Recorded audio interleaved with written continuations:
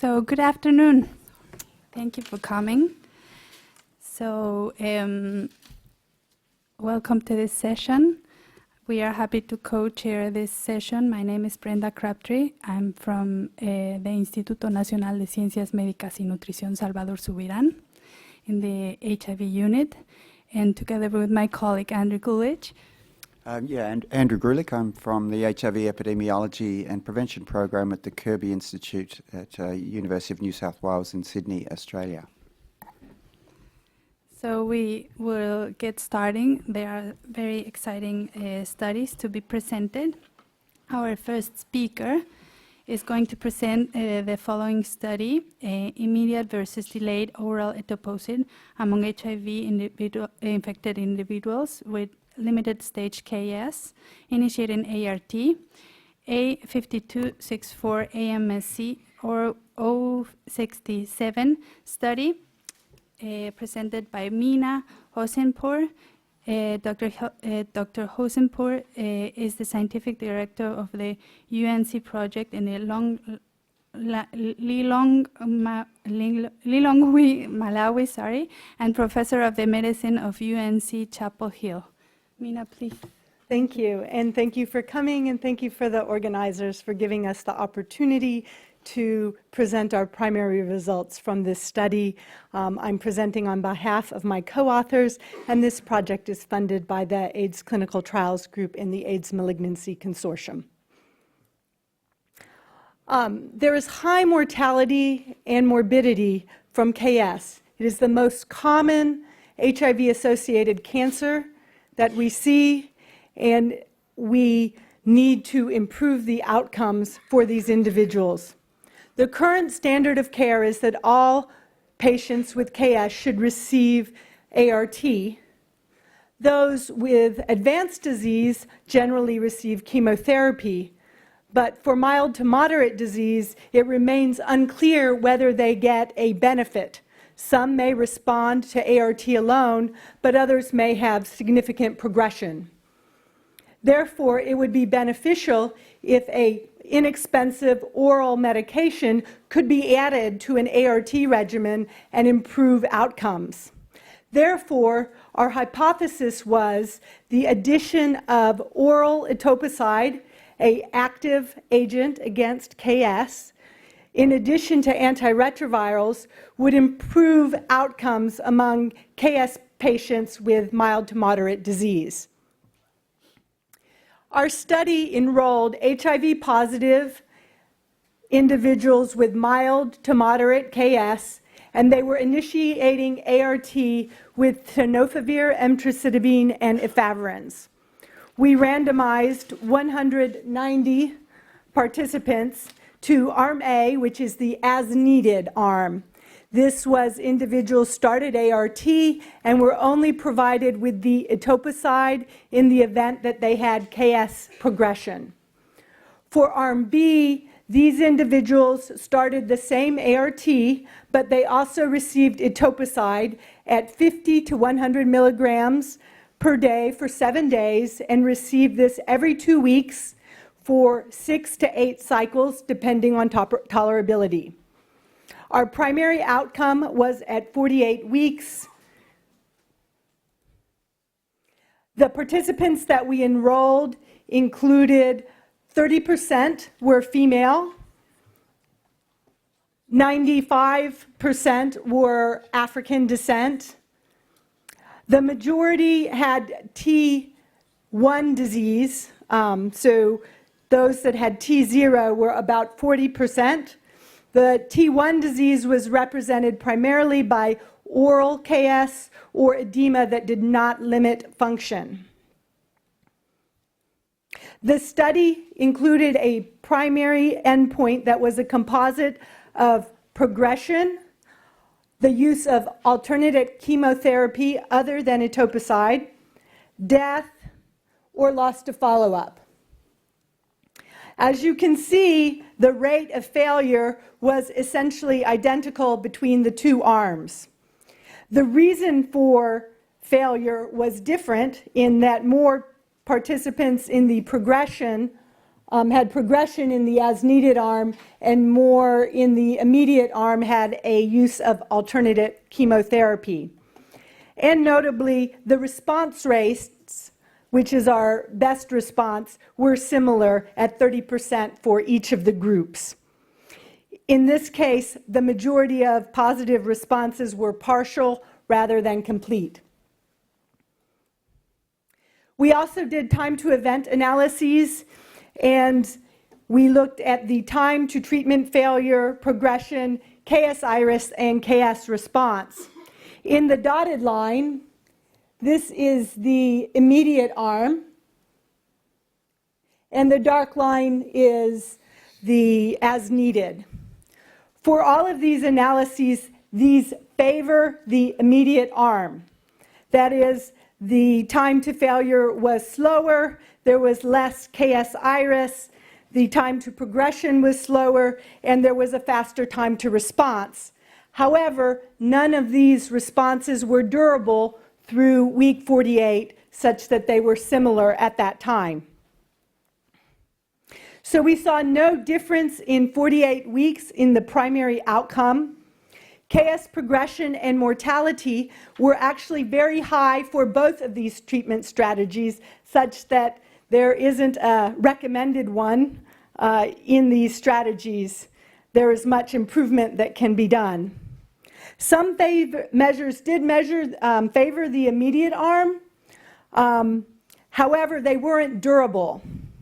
So further research is necessary to identify which individuals might benefit from immediate chemotherapy, whether a different regimen of chemotherapy would be advantageous, and to answer the question of whether we can do better. I think we need to, because we have such poor outcomes in general for this patient population. Thank you. Hopefully I didn't go over time. No, you're perfect. So this poster is now open for discussion, some questions.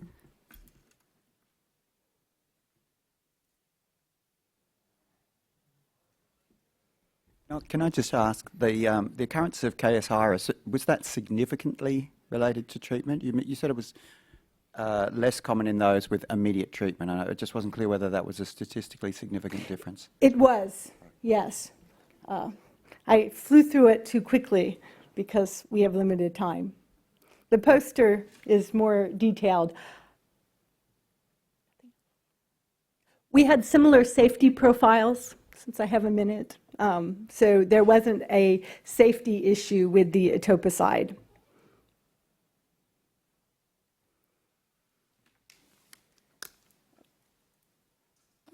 Have you looked in terms of costs?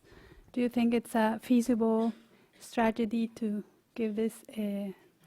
I think because there was no improvement using it, I wouldn't think that it is worth the cost at this time.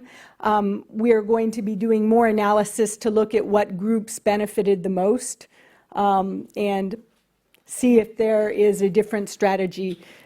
It might be that an IV strategy or a longer or more cycles or a longer duration of cycles or higher dose might have had better outcomes, since we did see a biologic effect while they were receiving the chemotherapy. It just didn't last. So.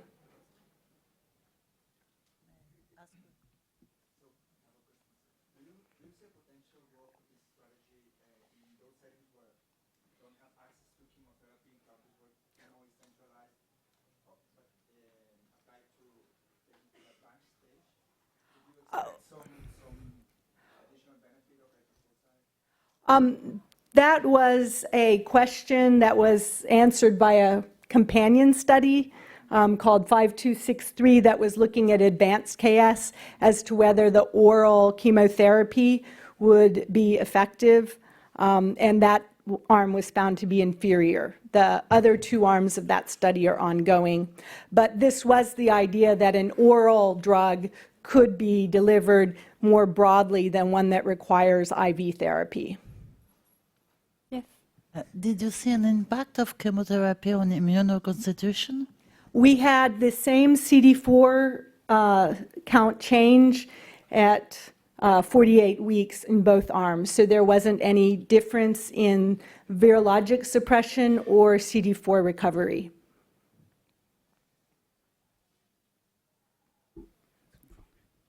Okay, All right, thank you. thank you.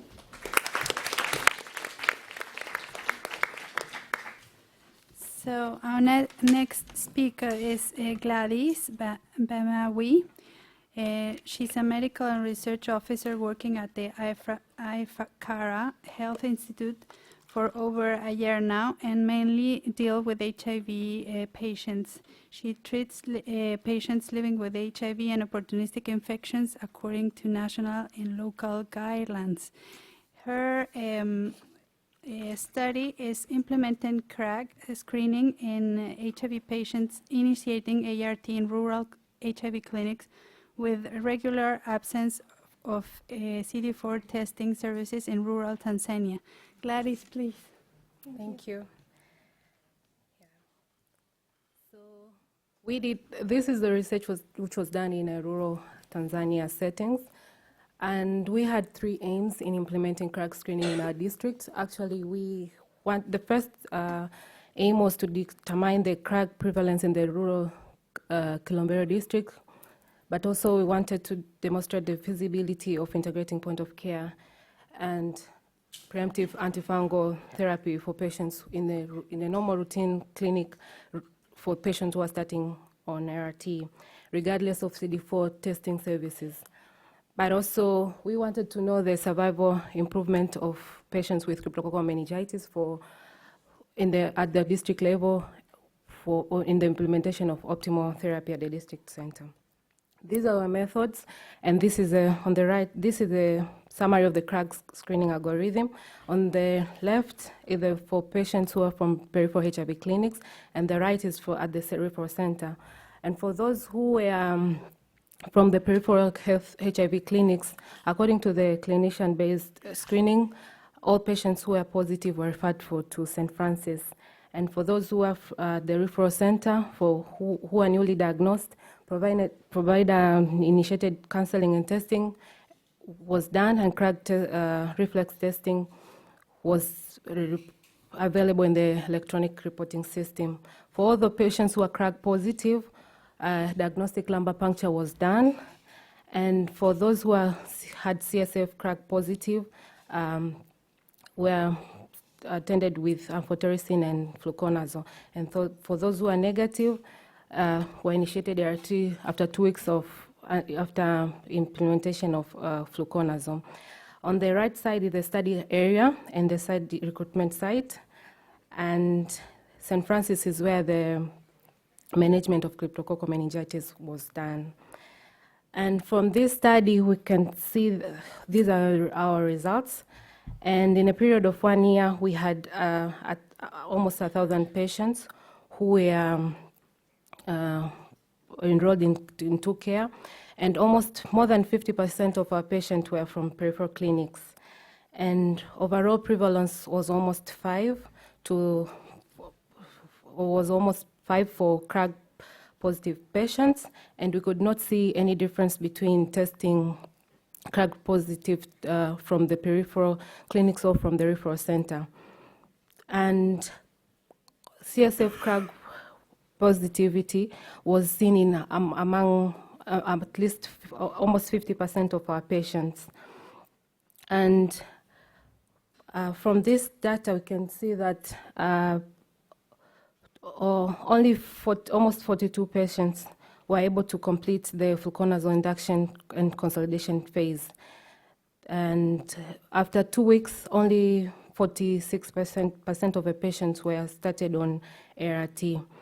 And from this data, we can see that due to low number of people who were on fluconazole and the consolidation and the induction phase led to bad outcome of patients to have high mortality at 6 months of almost 71%. And for patients who had CSF positive, who had cryptococcal meningitis, we could see that only 3 patients who were not asymptomatic, did not have symptoms at the time of diagnosis. This shows that there's a need for lumbar puncture for patients who come and test positive for CRAG, because sometimes we miss patients if we do not do lumbar puncture. And most of our patients were treated with amphotericin, short course amphotericin and fluconazole. As you can see, it's more than 80% of our patients, and about 62, more than 2/3 of our patients were studied on RRT around 5 weeks. And incidence at 10 weeks was 43%, which is relative to the same with other studies done in other African settings and other studies. And from this study, we could see that our CRAG screening algorithm has improved the detection of CRAG, especially in the rural settings, and it is feasible and cost-effective and could maximize clinical outcomes if there's only availability of fluconazole from the government. Thank you.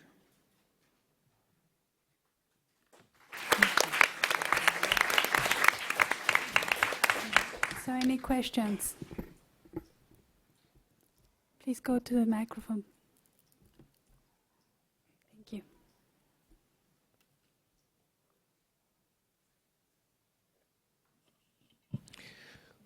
So I'm wondering what % of your patients experienced iris, and then if you could also reiterate the time after which ART was started, the number of weeks after you started the amphotericin, how long on average did you wait before starting the ART therapy? Thank you. In our study, we found one patient out of 21 who had developed iris symptoms.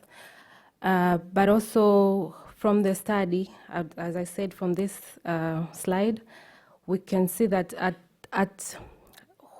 for patients who are CRAG positive with no meningitis, 11 patients were started on ART at 2 weeks.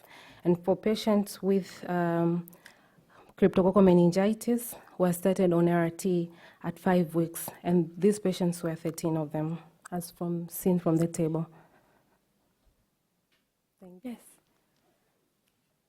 Thank you for your presentation. I'm Francis Ogrima from Center for Integrated Health Programs in Nigeria. I'm just wondering, I know the referral center had CD4 and the CD4 guided CRAG, but could you give details of what was your cutoff for patients that were prioritized for CRAG using CD4?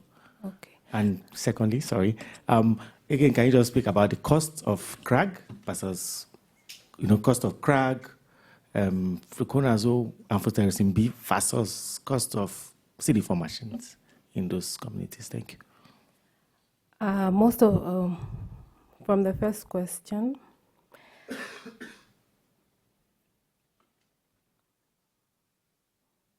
okay, sorry, can you repeat your question? Your first question. Oh, for the CD4 count, sorry. Okay, most of our patients at the referral center, cutoff point was CD4 less than 150. And we had at least 30 to 50% of the patients who were below 150 CD4 count. 30% is less than, for those patients who are less than 100 CD4 count, and for less than 150, we are at least 50% of our patients. And the cost of most of our patients, all patients do not pay for the CD4, but the cost effectiveness of using amphotericin, fluconazole, and was around 500,000 to 700,000 Tanzanian shillings, almost $200, somewhere there. And actually, most of the patients do not afford to buy fluconazole because it's less than $1, but it's not even easy for patients to buy because it's still too expensive. It's the rural part of Tanzania. I think I've answered it. Right, my name is Simba Fumojena, Harare Central Hospital in Zimbabwe. I find something very interesting about your data. So it looks like the ones who were CSF CRAG negative compared to the CSF CRAG positive ones had actually a higher mortality at 6 months. About 70% of those were dead at 6 months compared to the CSF CRAG positive ones. Did you investigate that further? What was the cause of death and what were the circumstances? Thank you for your question. It's because of the lack of fluconazole. In the previous study from our settings, we had at least 25% mortality at 6 months for patients who were CRAG positive but who did not have cryptococcal meningitis.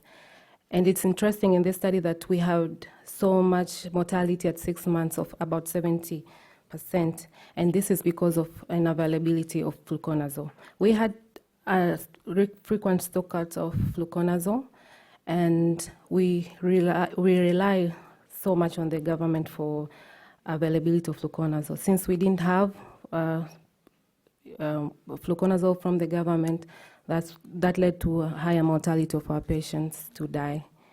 And we all know that fluconazole in most of the studies has shown that to have survival improvement for cryptococcal antigenemia.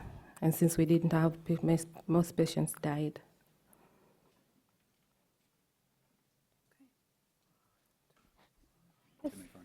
Last question. Thanks so much, Gladys, for the presentation. Just got a quick question. You mentioned about the cost of the interventions, the universal CRAG being cost effectiveness. But I've not seen maybe I've missed it, but I've not seen the cost effectiveness data in this presentation.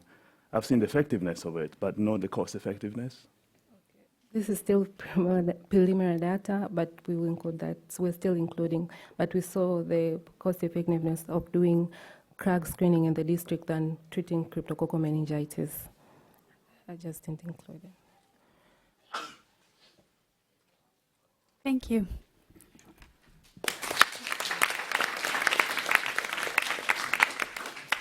Our next presenter is Amélie Charbol.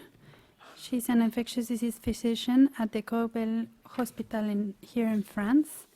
And she will present the study entitled High Mortality Despite High Dose of Oral Fluconazole, 1600 milligram, and flucytosine and a serial lumbar puncture for HIV-associated cryptococcal meningitis.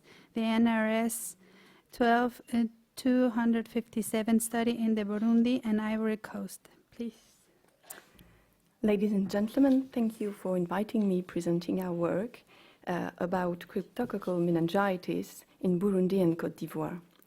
Cryptococcal meningitis in resource-limited countries has a really high burden, 500,000 estimated deaths per year in sub-Saharan Africa. The gold standard treatment is amphoby plus flucytosine plus serial lumbar punctures if needed, but is often unavailable. So treatment is usually fluconazole alone with 8 to 1200 milligrams per day. So we conducted a prospective pilot study, one-arm open label of optimal real-life treatment for induction phase. We included 41 patients who received, for the 2 first weeks, oral fluconazole 1600 milligrams plus oral flucytosine plus serial lumbar punctures if needed. You can see the characteristics of the patients, and you can see for Glasgow Coma Scale score, we had 34 patients with abnormal Glasgow Coma Scale score, and the median opening pressure was 28 centimeters. It's important to note that this is 2 of the most important characteristics linked to outcome. Our results show mortality rates higher than what we expected. You can show in the blue table mortality rate that was at 2 weeks, 27%, and at 10 weeks, 49%. In the orange table, we made a historical comparison in the literature, and you find that fluconazole-based treatment has quite similar mortality rates than us, and Phobie-based treatment has better with flucytosine, outlined in red. This is the gold standard treatment with 30% mortality at 10 weeks. And at the bottom, I put the ACTOR trial that have just been presented on Monday that have, for their oral arm, better results than us, and very good results with their amphobi-based 7-day treatment. Early fungicidal activity reflects the decrease of quantitative cultures made with serial lumbar punctures. In our study, it was minus 0.27 log CFU per milliliter per day. You can see in the orange table still historical comparison with other studies, and you see that we are quite close to other arms with fluconazole and flucytosine here and there. This is ACTOR trials here in the bottom, but very far from good results with gold standard treatment and Phobie and flucytosine. Our conclusion, the title of the session is, can we do better? We think that we should do better because our study has acceptable treatment, but not satisfying treatment. We think that we urgently need amphotericin B, even in short course, like in ACTOR trial, and before waiting for amphobi in some treatment in some countries. Fluconazole-based preemptive strategies should be encouraged. Thank you.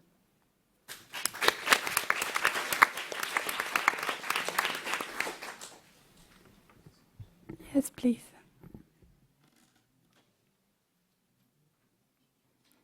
Thank you for the presentation.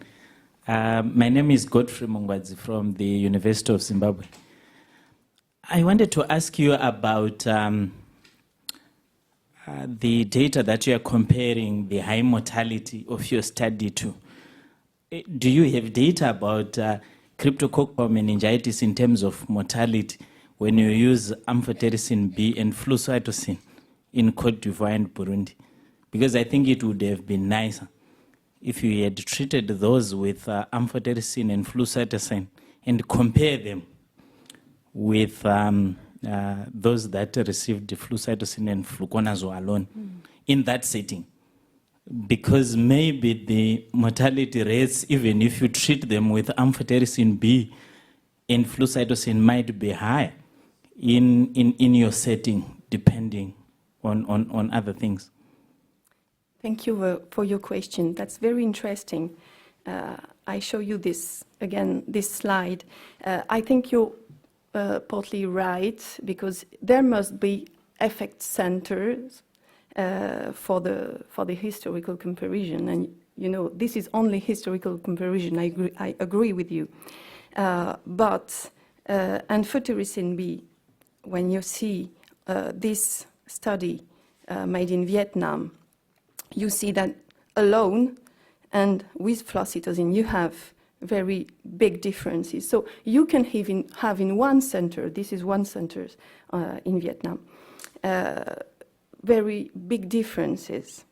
And I think that probably amphotericin B plus flucytosine in Côte d'Ivoire could have perhaps not this kind of results, but I think better results than what we had.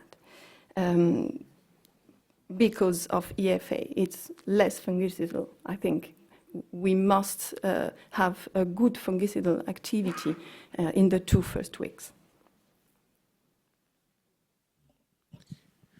So this question is somewhat related. I'm concerned about the toxicity from the flucytosine, and if that could have contributed to the mortality. Did you see high rates of granulocytopenia, and are you all able to treat that? Do you have GM-CSF or anything that you can manage that with when it occurs in these patients? Thank you for this question. I'm sorry, but I didn't have enough time to present all the results, but tolerance is very, very important. In the 2 first weeks, we had 5 adverse events, grade 3 or 4, for hematological adverse events. 1 thrombopenia, 2 anemia, 2 neutropenia. This is quite similar to all the literature that you find about cryptococcal meningitis with or without flucytosine, because you have very ill, very severe patients with probably other opportunistic infections, other treatments. And in this study, Nussbaum here, there was similar adverse effect in hematological disorder in the fluconazole alone group and fluconazole plus flucytosine, for example, and it's same result for us, for incidence.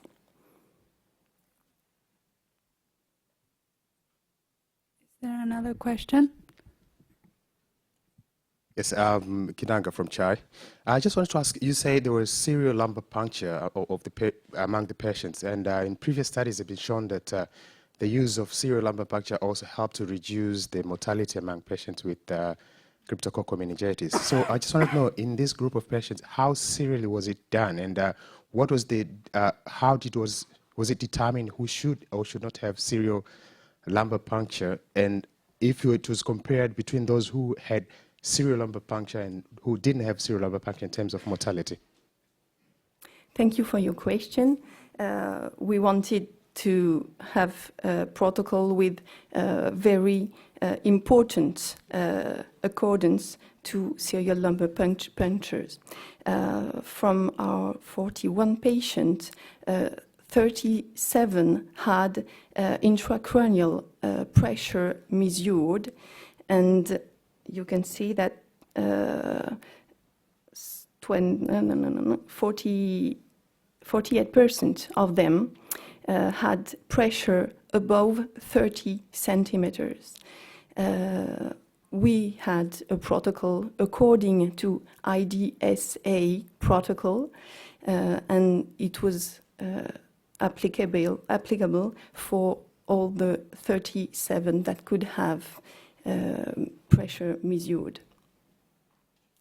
They had 1 to 15 per patient, median 4 lumbar punctures. Okay. Thank you.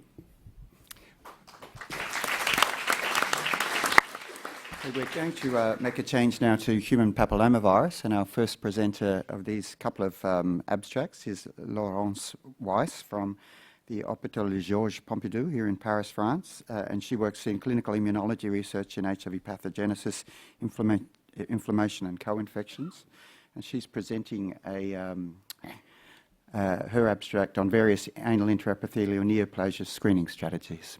Thank you. I would like to thank the organizers for giving me the opportunity to present our data today. I have no conflict of interest. Anal cancer is rare in the general population, but frequent in HIV-positive MSM. And actually, there is no consensus today for screening strategy. Identification of high-grade AAN lesions requires a long learning curve for proctologists, and thus it is of difficult access. So the objective of this study was to compare 6 strategies based on anal pap, standard anoscopy, HPV genotyping for screening of high-grade intraepithelial lesions. We conducted a monocentric cross-sectional study, including consecutive ART-treated HIV-positive MSM attending anal cancer screening for the first time at Georges Pompidou Hospital from January 2012 to August 2016. The screening algorithm is illustrated here. All patients had PEP cytology, HPV genotyping, and standard anoscopy. And in case of suspicion of dysplasia, a targeted biopsy was performed. High-resolution anoscopy was performed in case of abnormal PAP cytology, ASCUS or higher, or in the presence of HPV-16. Then, if there is a suspicion of low or high-grade dysplasia, again, targeted biopsy were performed. Here is the statistical analysis. We define the screening yield as the number of patients with high-grade AIN relative to the total number of patients screened, and we calculated odds ratio comparing every strategy to the complete strategy or to NLPAP alone. So we included 212 patients, HIV-positive MSM. We detect a suspicion of dysplasia on standard anoscopy in 9% of the patients. PAP cytology was abnormal, that means higher ASCUS or higher in about 30% of patients, and HPV-16 was present in approximately 20% of the samples.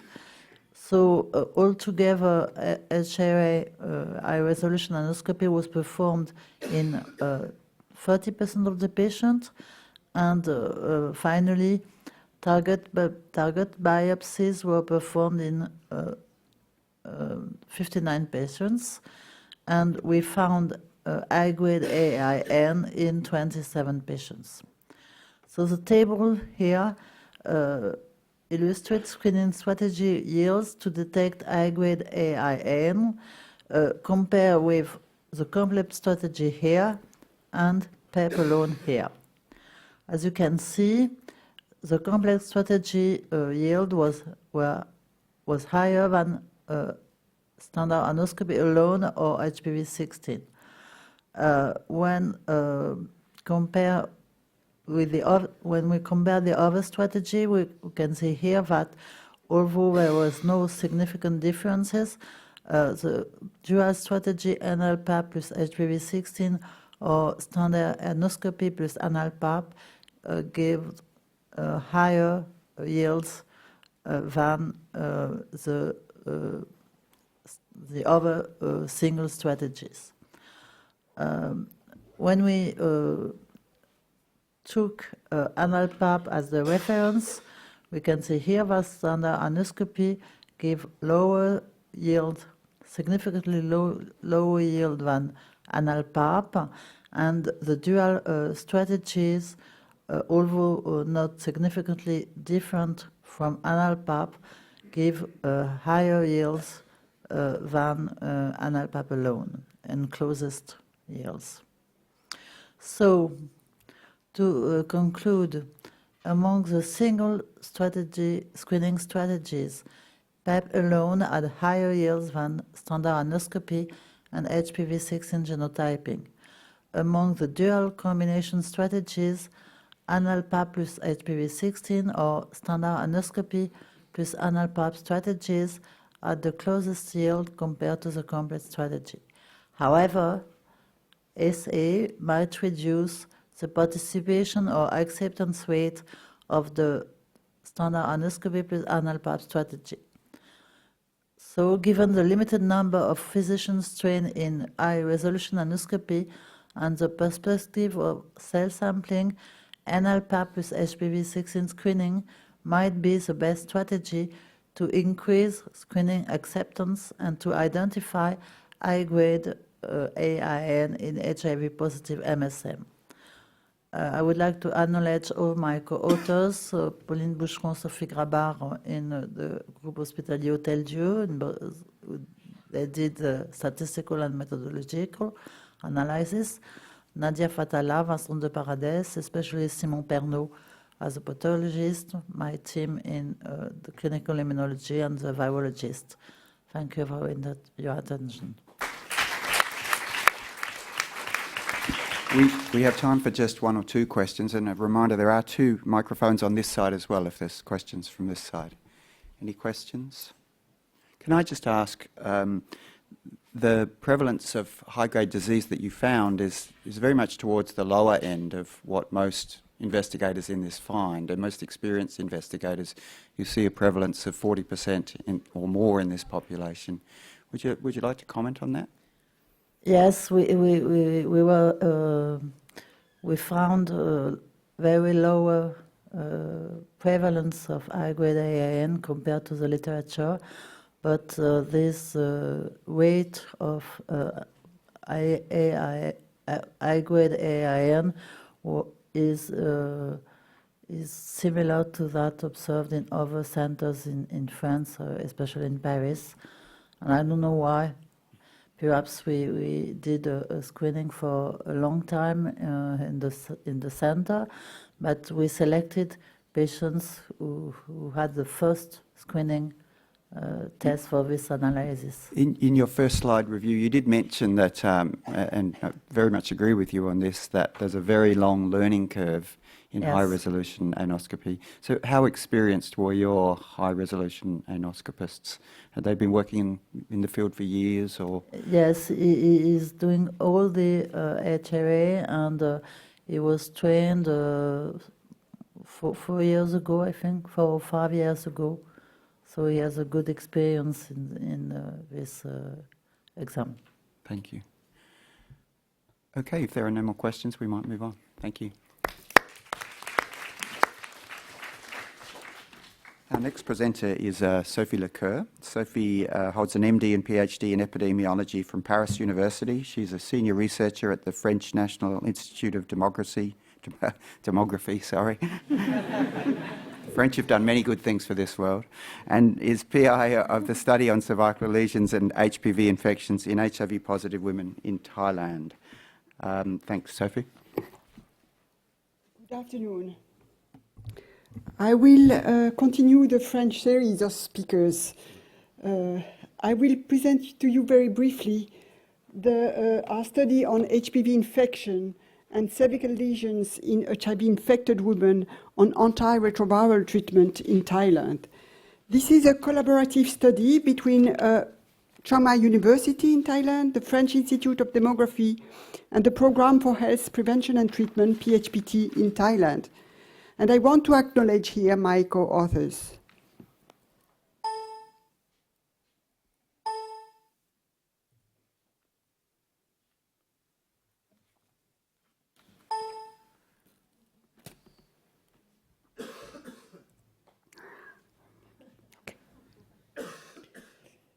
It has been shown that HIV-infected women are at increased risk of HPV infection and of related cervical lesions, even when they are on CART. This risk may increase with the level of immunosuppression. The objectives of our study were to estimate the prevalence of HPV cervical infection and the genotype distribution in a cohort of HIV-infected women on HART, to assess the prevalence of cytological and histological cervical lesions, and to explore the factors associated with high-risk HPV infection, as well as the factor associated with high-grade cervical lesions. The study was initiated in 24 hospitals across Thailand. It was a prospective follow-up within an already existing cohort of HIV-infected women on CART, the PHPT cohort. Women received an annual gynecological examination, pap smear and HPV testing. They were referred for colposcopy in case of abnormal pap smear and or high-risk HPV infection. HPV genotyping was performed using the papillocheck machine. High-grade lesions were defined as SIN2+ by histology and or HSIL+ by cytology if the biopsy results were not available. Univariable and multivariable logistic regressions were performed with a random effect on the hospital sites.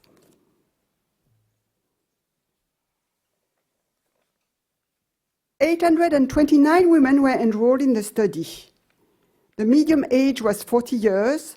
They were on CART for quite a long time, for 7 years, and they were mostly well controlled.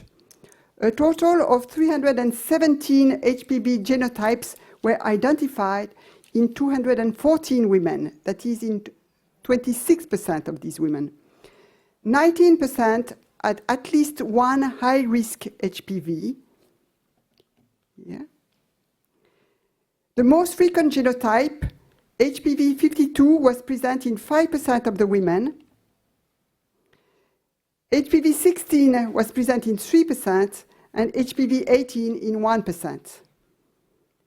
3% of the women had a potentially high-risk HPV, and 4% had a low-risk HPV. 9% of the women had abnormal pap smear, and 3% had high-grade lesions, HSIL or SIN2+. The factors found independently associated with high-risk HPV were a younger age, a low CD4 count, a low education, and a young age at first sex. The only factor associated with CN2 or HSIL plus lesions were to have a high-risk HPV infection. Our study has some limitation. First, as this is a cross-sectional analysis, incident, prevalent, chronic, and transient HPV infections cannot be differentiated. The sensitivity and specificity of cytology to detect cervical lesions is known to be limited. Finally, due to the relatively small number of high-grade cervical lesions, the statistical power to identify factors associated with cervical lesions was limited. In conclusion, we found a relatively low prevalence of high-risk HPV infection and of high-grade lesions. Our results emphasize the need for close gynecological monitoring of women with immune deficiency. And the fact that the most frequent HPV genotype was HPV 52 supports the use of the nonavalent vaccine, which protects against HPV 52 in this population of HIV-infected women in Thailand. We would like to acknowledge the women who participate in the study, all the co-investigators, and the Fondation de France and the French National Cancer Institute for funding the study. Thank you very much.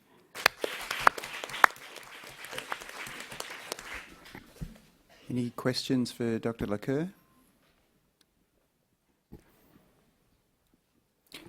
So, Sophie, you're obviously going to follow these women up. Are you going to report longitudinal data on what happens to those high-risk infections with time? Yes, yeah. Absolutely. We are looking at the incidence, persistence of both HPV infection and cervical lesions. What's your policy for follow-up of the women who had the high-grade infection but they didn't have CIN? How closely are you following them? The high-risk HPV types, but no CIN. So they all had a colposcopy and a biopsy. So if there was no SIN2+, so then they were followed every year. Every year, right. It will be very interesting. I mean, there is some evidence, as you know, it's not very solid evidence, but there is some evidence that higher CD4 count does lead to regression in some cases of CIN and high-risk infections. So yeah, that will be interesting to look at in your cohort. Yes, we are going to look at that for sure. Any other questions?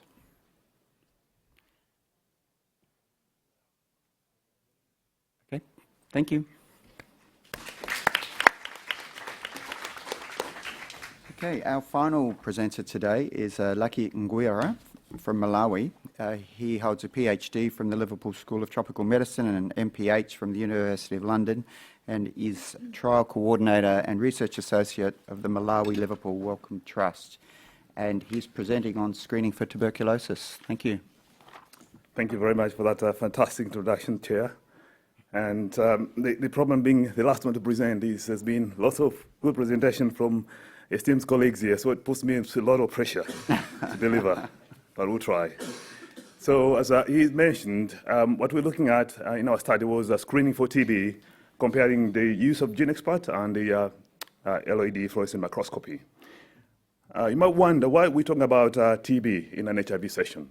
Well, because there's a strong link between these two comorbidities. I mean, burden of diseases, HIV and TB. TB remains the leading cause of adult deaths among people, especially those with HIV worldwide, but that especially being the case in Sub-Saharan Africa. The statistics that you see there is from the 2016 TB Global Report that shows whichever angle you look at, whether from the TB side or from HIV side, there's a strong link with TB causing a lot of mortality. And so in 2010, WHO obviously recommended the use of the GeneXpert. And the reason being it's more sensitive, it reduces time to diagnosis, but multiple clinical trials have not shown the superiority of the GeneXpert compared to this conventional sputum smear microscopy. And so our research question was trying to look if screening for TB using the GeneXpert compared to the FM does reduce mortality at 12 months. In terms of a study design, it's a cluster randomized trial that was in 12 clinics. So these clinics formed the clusters, and 6 were randomized in the GeneXpert arm and 6 in the FM arm. And all adults that were newly diagnosed with HIV, first of all, if you were eligible and they consented to participating, the first thing that we did was a symptom screening for TB symptoms. And if they were symptomatic, we did a point of care, either GeneXpert or FM microscopy, depending on which arm it was. If they were asymptomatic and they were eligible, we're also initiating IPT.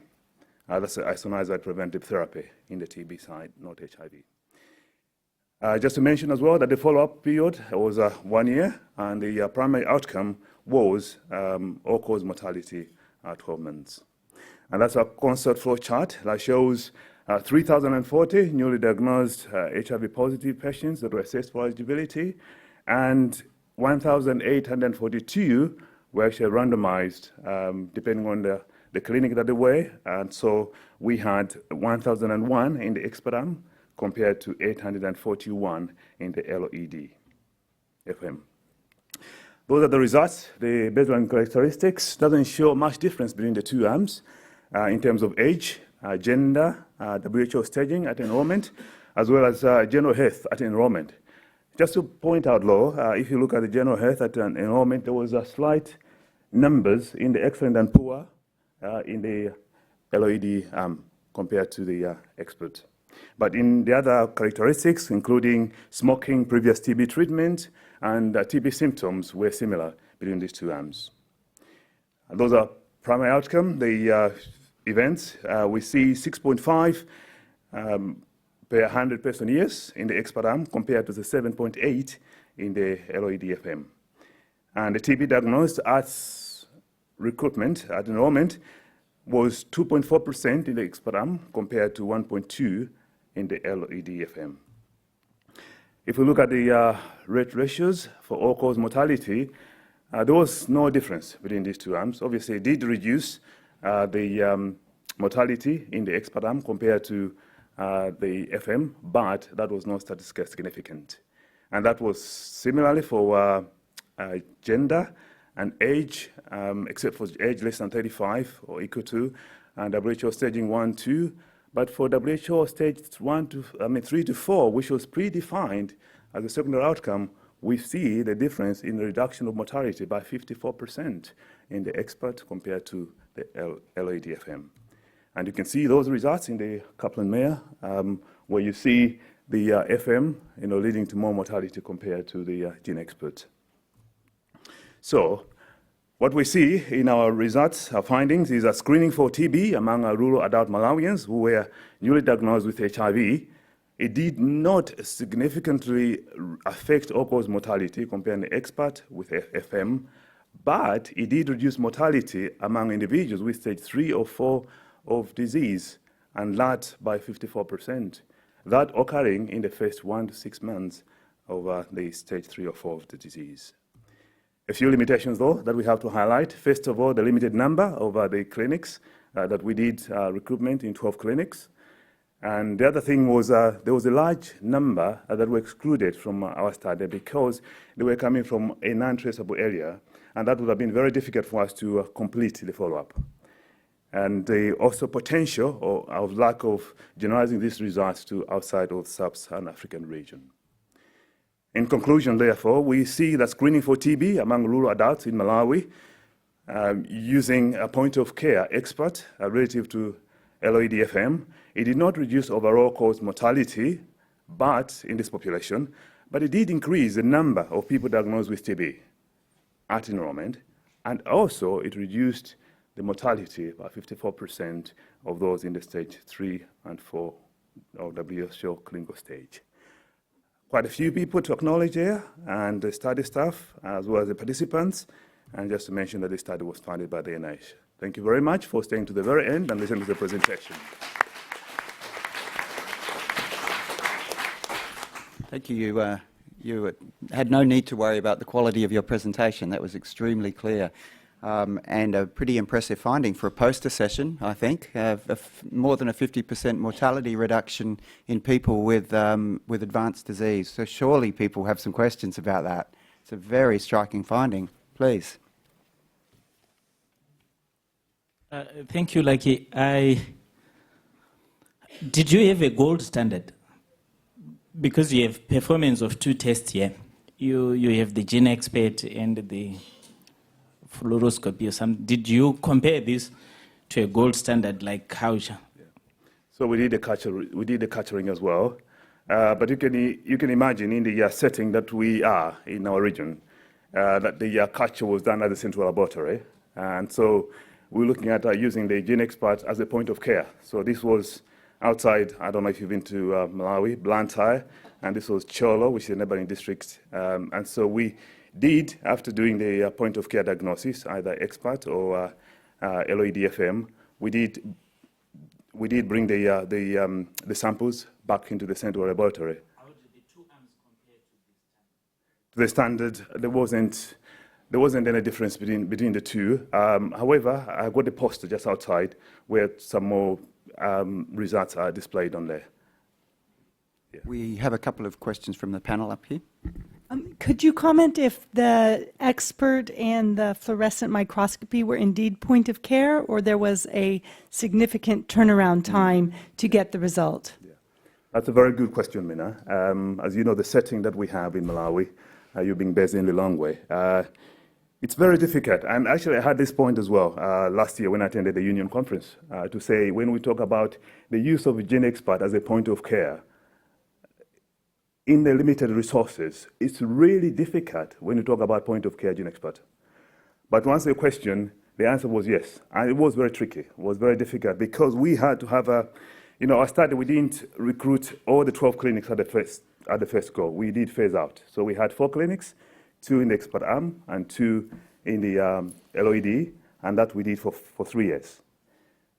So what we did was we had solar panels to make sure, because of intermittent electricity, as you experienced the problem in Malawi, we had to have solar panels for them to work. And so it was indeed point of care, but was very difficult.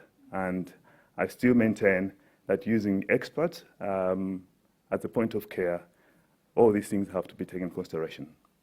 Okay, we have my co-chair and then over there. Sorry, just here first and then I'm sorry. Sorry.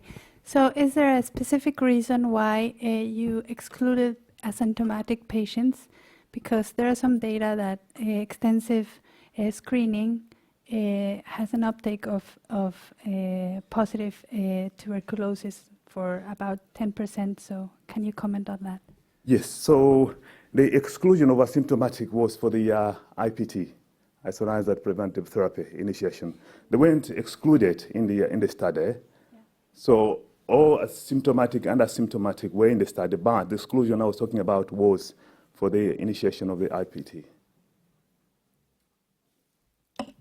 So I'm assuming that most of your samples were sputum samples. I'm curious about how you could use the microscopy if you had samples coming from other tissues or specimens, particularly if you're looking at extrapulmonary TB, would there be any utility in microscopy in that role? Thank you very much for that very excellent question. If it is misleading, then I can just kind of try to explain that we were looking at the pulmonary TB in this case. But regarding extrapulmonary, that's something that can be looked at, but wasn't the focus in our study. Yeah. Okay, thank you, Lucky. It is about 2 o'clock, so I might call the session to a close and thank all the speakers in the session. Thank you.